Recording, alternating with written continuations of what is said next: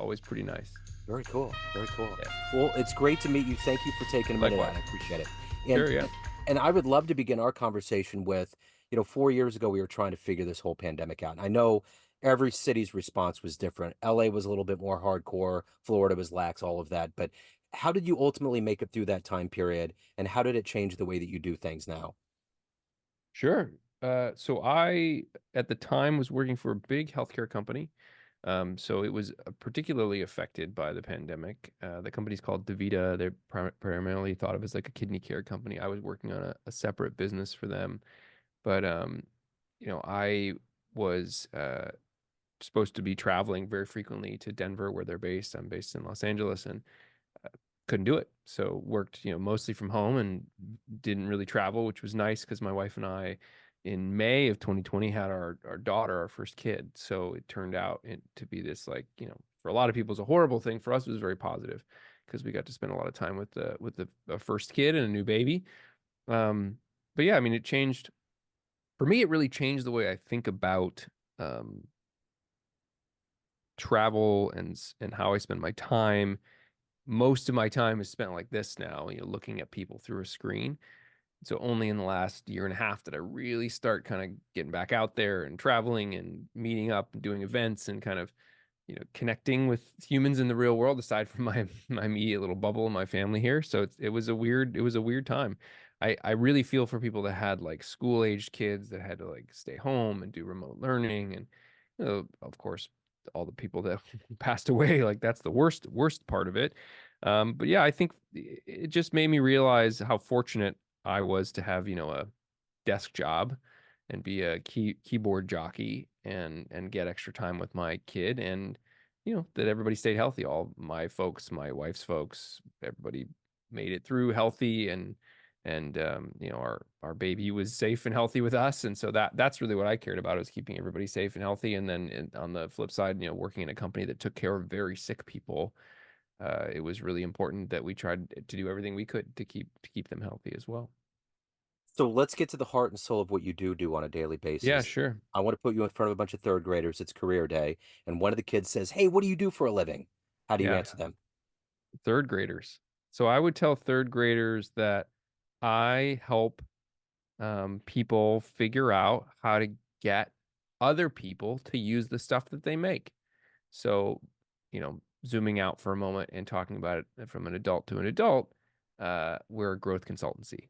Winston Francois, my company, helps a lot of like tech startups and companies grow. But for kids, it's like, do you play with your iPad or, play with your parents' phone and you have those games and apps that you like? Well, we help companies that make those games and apps get more people to try them. That's what we do. Talk to me a little bit about what you wanted to be in the third grade. What was your dream? Oh man, it's funny. I haven't had that question in a long time, but I just remember I grew up outside of Chicago in the 90s. So I was a big Michael Jordan fan. I didn't want to be a basketball player. I was not tall enough, nor was I skilled enough, but he was my hero. Um, my dad was also my hero, and he did like sales and marketing for speaker companies and loudspeakers.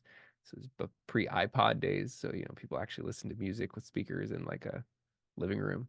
Not a thing we see anymore, but this is pre-Sonos and all the kind of simplification of listening to music. But he did that, and I thought, oh, that's cool. So I ended up, going into marketing in college, and I think that had a big influence on me. But in third grade, I don't really know. My mom was an elementary art teacher, so it was, creative, artistic, into making stuff. So I think it's interesting. Marketing's kind of the intersection of like business and creativity in a lot of ways. Yeah. Yeah. So who's ultimately been a hero for you, an inspiration for your work? Yeah, for my work, man, it's probably cliche, but Steve Jobs is a huge inspiration. You know, I I think anybody that can just have that many hits and kind of understand. I think he's the greatest marketer of all time and also kind of a product genius, although he had a lot of really smart people around him.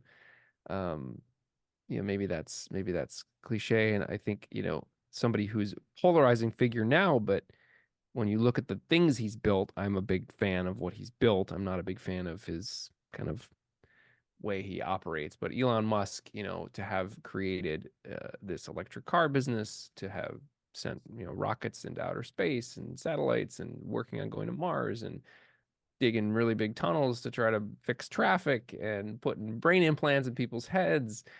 Uh, Set aside the Twitter thing for a minute. Like Yeah. just generally trying to advance humankind through technology is pretty cool. Similarly, like Sam Altman and OpenAI and what's going on there. I worked at Google for a long time, and so I would say once I was exposed to what Larry and Sergey had built, I was just really, really impressed and just kind of looked up to the way they approached making the world better. Yeah. I remember being drilled into my head at Google that the mission was to organize the world's information and make it universally accessible and useful, which I always thought was, I mean, I will never forget that because it was drilled into my brain, but Yeah. that's a really ambitious thing to try to do. And so I think I just generally look up to technologists and entrepreneurs that are trying to do really hard things and make a dent in the universe. So, of all of these people that are alive today, if you could meet one of them, one of these fascinating people, and spend time with them, who would it be? Alive today, well, I'm fortunate I've met both Larry and Sergey, so that I can check that box. I don't think I want to meet Elon Musk, to be honest. As much as I think he's done amazing things, I'm not sure I would enjoy the interaction particularly. Uh, I think I would have loved to meet Steve Jobs. I actually worked at an Apple store in Chicago on Michigan Avenue for about a year and a half, and it was selling. This is pre-iPhone, so selling iPods and Macs. And I had these people come in from Europe and they bought a bunch of stuff, and the people would always ask me, "Oh, you were so helpful. What can I do?" And I was like, "Oh, just send an email to sjobs@apple.com." And so they did email him. And they said, Jason was great. He really helped me. And so that was forwarded to Ron Johnson, who at the time was VP of the retail business at Apple, and to my manager, and then to me. And so I have an email where Steve Jobs sent like a smiley face to Ron Johnson. So I like have this email. So Wow. that's as close as I got. But I would have loved to have met him. I think Yeah. that would have been pretty cool. And then, going back historically, like there's some incredible figures in history, other inventors like Thomas Edison, Benjamin Franklin, um, even like Nikola Tesla, Yeah. some incredible people who were changing things hundreds of years ago. What's the best advice you've ever gotten? That's another great question. I think my favorite is ask for 100% of what you want. Yeah. So in negotiating and trying to kind of find your way in the world, whether it's personally or professionally, if you're in a relationship, you're in a situation where you want something and the other person can help you get that. Some people negotiate against themselves and they don't ask for everything. They feel like, oh, I can't ask for that. It's not okay. But if you ask for less than 100% of what you want, you definitely won't get what you want. That's so well said. Yeah, that's totally true. What is the fire for you every day to wake up and to do the work that you do? You got a lot going on Mhm. and it impacts a lot of lives, but what is ultimately the motivator for you to do this? Not only the work that's changing people, but also to evolve as a human being yourself. I would say my motivation shifted a lot in the last 5 years. Having a kid, and now we just had our second, so we have an almost 3 month old. My motivation is my family now. I think when I started my career, it was, I want to change the world. Very rose colored glasses and super ambitious. I think now if I change their world for the better, just make their lives great, then I've done my job. Yeah. So I think that's what gets me up. And I think that's enough. So, of all of the accomplishments and things that you've done in your life up to this point, what are you the proudest of? Well, I'm very proud of my older daughter who is now like 4 years old and like in preschool and like, going out in the world every day and having her own life, which is super cool. Uh, and I think on the professional accomplishment side, I'm really proud of this little company I built and all the businesses that we're helping grow and scale and figure themselves out. And if I go back to maybe my most proud professional achievement prior to that, I was, oh man, I think I was 26, maybe 27, 28, in my mid to late 20s. And I was sitting in a warehouse in Los Angeles with my team, my Google Music team, and we were pressing the button to turn on the Google Music website and launch it as Maroon 5 and Busta Rhymes and all these crazy artists were performing downstairs at this warehouse in LA, Mr. Brainwash. If you ever saw Exit Through the Gift Shop on Netflix, this Yeah. guy who was like a Banksy acolyte. Yeah. We threw this party with T-Mobile at this warehouse, and it was for the launch of Google Music. And I was this young kid who didn't know what the hell he was doing, and I helped launch this service that would become, Google Play, and hundreds of millions of people using it around the world on their Android phones. And um, yeah, I, I got to do that because I worked at Google and I happened to really love music and made my way to the right people. So I got that opportunity, and, luck and timing and working hard. Yeah. So let me ask you this. If you had a dream tonight, ran into the 18-year-old version of you, you could give that young version of you a piece of advice based on this life you've led, the wisdom you've gained. What advice would you impart on that young version? And would that version of you listen? No, you wouldn't listen. And I would tell him to slow down. Yeah. It's not a race. I think I'm always trying to slow down and enjoy the moment versus thinking about the next one. So let me ask you this. I'm very curious, based on your proclivity for technology and innovation, if a time machine pulls up when we get off this call, and you can go back in time and see one event in human history, or you could go into the future and see what's going on, what's your choice? Man, that's tough. Uh, is Doc Brown in the car? Michael J. Fox. Is anybody there? Who's They all with have me? to be. Are you kidding? The Yeah, dog it's a, even. it's a DeLorean, right? Yes, the DeLorean. Uh, yeah, I love Back to the Future. I think I'm like a futurist and I'm an optimist. So I'd probably choose to go in the future, and I'd want to see my kids all grown up and what they're doing, and maybe their kids. Who knows how long we have here on this earth in this one turn around the globe, right?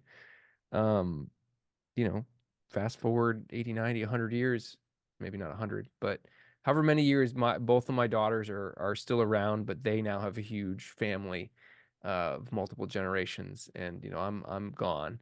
I want to see what's everybody's up to, and what kind of legacy and life they've built, and hopefully the Earth hasn't completely imploded through us Yeah, all killing each other, or climate change.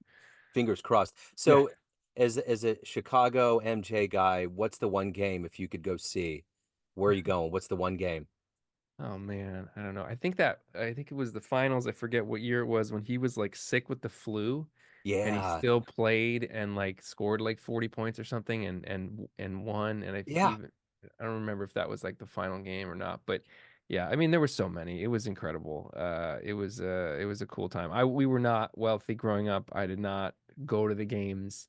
Did not have tickets. They were way too expensive, but we would yeah. sit in our living room and watch them all, and it was pretty fun. That was fine. I don't need to go and see it in person, but if I could, that one I think was one of those things where it's like, he's a superhuman. By the No, way, if MJ would played today and had a Twitter or X account, like he would not be the hero to so many, including myself, that he was, because like a lot of things he did that were not great, but yeah. there was no social media back then. Yep. That's the thing. That's my next question is that we're probably both in the same age category. We're on this precipice of seeing solid state technology fast forward to this crazy AI digital adult age that we're in now. But if you strip everything down that you've seen in your lifetime, technologically driven, so to speak, what's your favorite gadget? What's the one thing that you love the most? The best invention ever made? Oh man, I'm such a nerd. I love technology and I'm always like trying new stuff. So that's like an incredibly difficult question. I mean, this is probably an answer that people give all the time, but if I think about one device I'm using constantly, obviously it's my iPhone. And interestingly, I worked at Google for 7 years, and immediately after leaving Google, got an iPhone. So that tells you something about just the power of that device. But I'll give another answer too, which is like I I really like wearables and health tech and like stuff that's letting me know like what I'm doing. So my best friend bought me this Whoop that I've been wearing for a while. I'm on the fence if like I'll keep wearing it, but it's really cool to see like how did I sleep, and Yeah. like how much rest do I need, how much strain did I have that day, and they just added stuff where now you can connect it to like a scale and get your like body comp data and pair it with it. So like there's just well, even a few years from now, we're going to be able to put on like a jacket or a shirt or like glasses, and all of our biometric data is going to be available to our devices. And that's super cool to me because I think it just will allow us to optimize our health further. I'm not like a super biohacker, but I do have a cold plunge, and like, I think there's an opportunity here to live a healthier, more active, and greater longevity as a result of just like knowing what's going on with our bodies. Yeah. So at the end of the day, everyone out there has a perception of you, family, friends, clients, colleagues, everyone around you. Sure. But you run the show. What's your perception of you? Who do you think you are? Just somebody trying to figure it out like everybody else. I don't think I'm better or special. I think I'm a work in progress. And what my superpower is, I'm really good at connecting people and opportunities, and identifying talent and putting things together to make something better than the sum of the parts. And I'm quick to anger, impatient, and easily frustrated, and not calm and reserved enough at times. So, just, good, bad, and ugly, and just another human being trying to eke out an existence, and be a good dad and a good husband and a good coworker. So what was the feeling the first time you typed in a Google search and saw how fast all that came back? Do you remember I, that? re- I do. I remember it vividly because I was in high school, and I was in this class called Achieve, and it was like basically a make your own curriculum. They just took us, I don't know, smart is the right word, kids that tested well, into like this special program where we could design our own kind of learning experience. And I sat down at a computer, and I think I probably would have gone to Lycos or Alta Vista, but somebody said go to this site, and I went to Google and saw it, and I was like, oh my God, this is incredible. Like I can find anything anywhere at any time. And then, years later I went and worked there, which was a pretty awesome full circle moment. Yeah, for sure. So Jason, if anyone wants to delve into your world, reach out, any of the good business, where do they go? Yeah, so if you or your company or someone needs help with growth, building a business, scaling it, that's what we do. And you can find us at wf.team/pod. That's wf.team/pod, P-O-D. And that will take you to our website. You can contact us, get in touch, see the kinds of stuff that we do, and would love to help anybody out there that needs some help with their business growth. Excellent. Jason, this has been great. Thank you, sir. Thank you for your story. This has been fascinating. I appreciate it. Appreciate your time, and thanks for having me on. Yes, sir. Best of luck. Take care.